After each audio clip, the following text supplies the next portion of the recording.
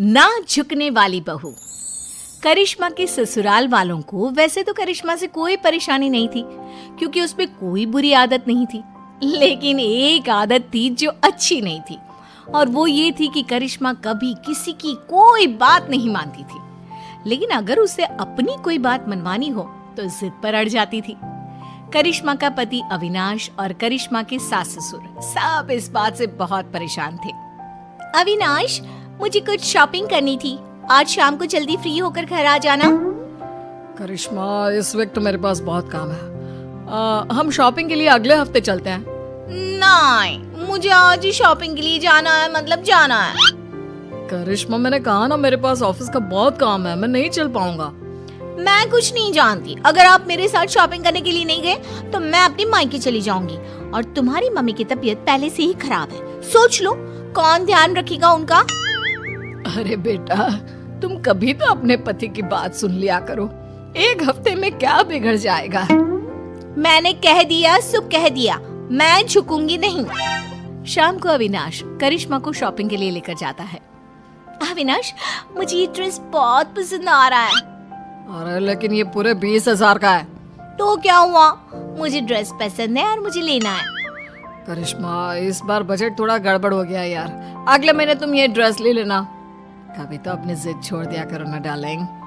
मैं यही ड्रेस लूंगी, कहा ना मैं झुकूंगी नहीं। कुछ दिनों के बाद, करिश्मा बेटा, अविनाश के मामा जी हमारे घर आ रहे हैं। देखो, हमारे सामने तो तुम कैसे भी कपड़े पहन लेती हो, लेकिन उनके सामने बस एक दिन के बाद बेटा साड़ी पहन लेना। हाँ? अरे, अविनाश के मामा जी आ रहे हैं तो मैं क्यों साड़ी पहनूं?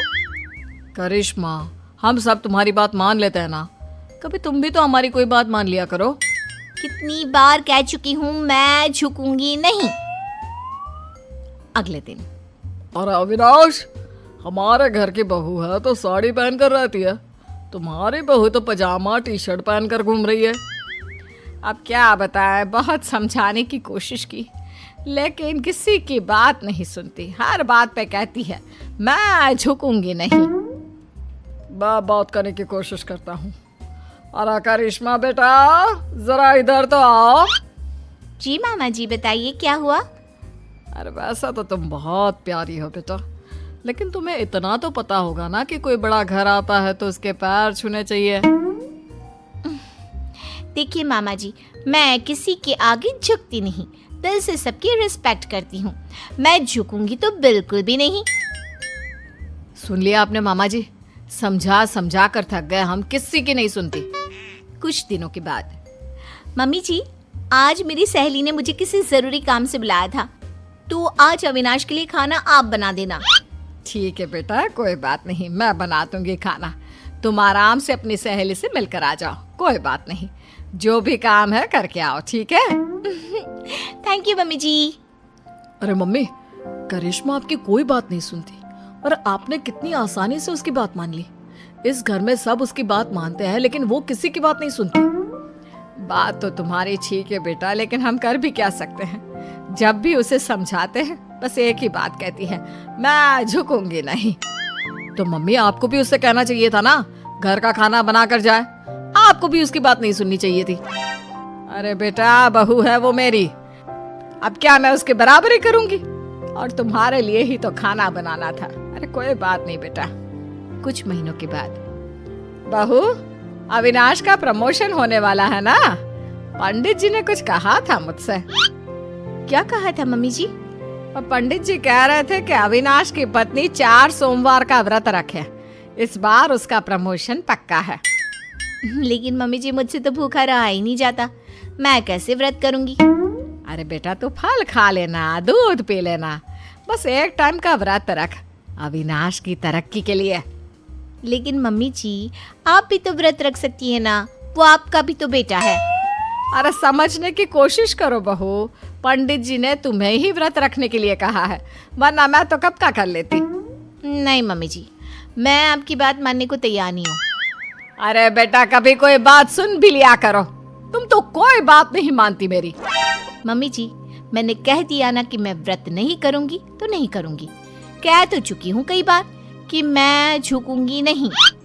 करिश्मा अपने परिवार में किसी की कोई बात नहीं सुनती। वो किसी की बात सुनकर उसे मानने के लिए तैयार ही नहीं होती। कुछ दिनों के बाद करिश्मा अपने पति अविनाश के साथ घूमने जाने का प्लान बनाती है। मम्मी जी, मैं और अविनाश 2 दिन के लिए बाहर घूमने जा रहे हैं। आपको कोई ऐतराज तो नहीं है ना? अरे नहीं नहीं बेटा, मुझे क्या परेशानी होगी, आराम से घूम कर आओ। वैसे कब निकलने वाले हो? मम्मी, मैं तो करिश्मा से कह रहा था कि सुबह के वक्त निकलते हैं ताकि शाम होते होते पहुंच जाए। नहीं, मुझे रात को ट्रैवल करने में बहुत मजा आता है और अब तो हम रात को ही जाएंगे। लेकिन बेटा, खुद की गाड़ी से रात के वक्त ट्रैवल करना खतरनाक हो सकता है। क्या फायदा, दिन में चली जाओ। वही तो मैं कह रहा हूँ मम्मी, लेकिन ये सुनती ही नहीं। मैंने कहा ना, मुझे सिर्फ रात में ही ट्रैवल करना है और गाड़ी भी तुम ही चलाओगे।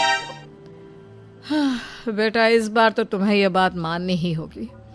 ये तुम्हारी सुरक्षा का सवाल है।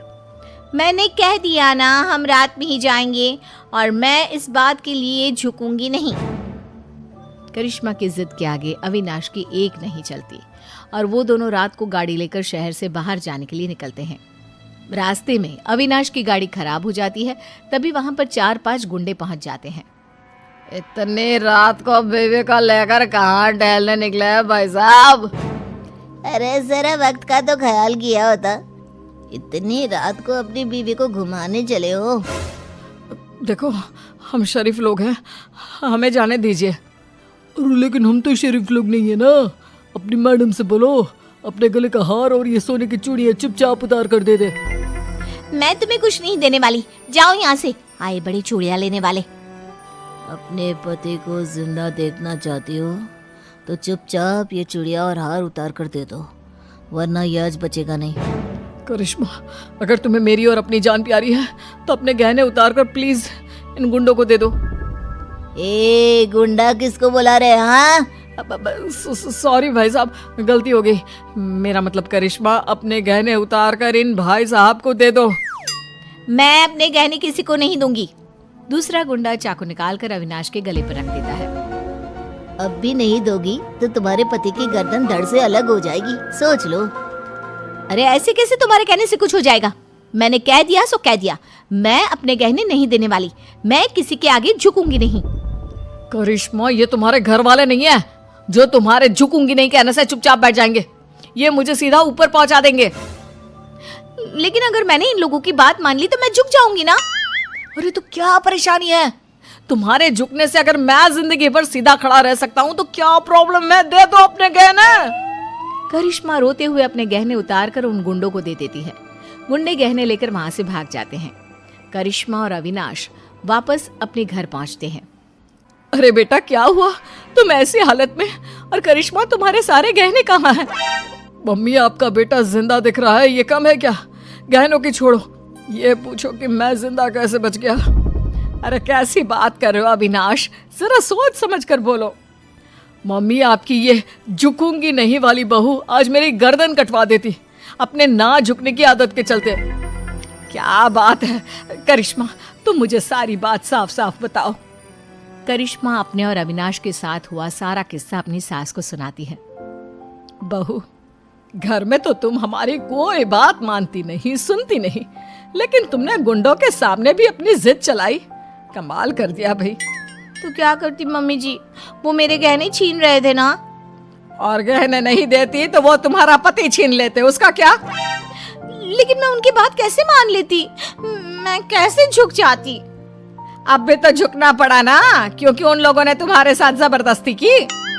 हाँ, नहीं तो मैं उनसे कह देती मैं झुकूंगी नहीं। अरे ठीक है बहू, तुम्हें नहीं झुकना मत झुको।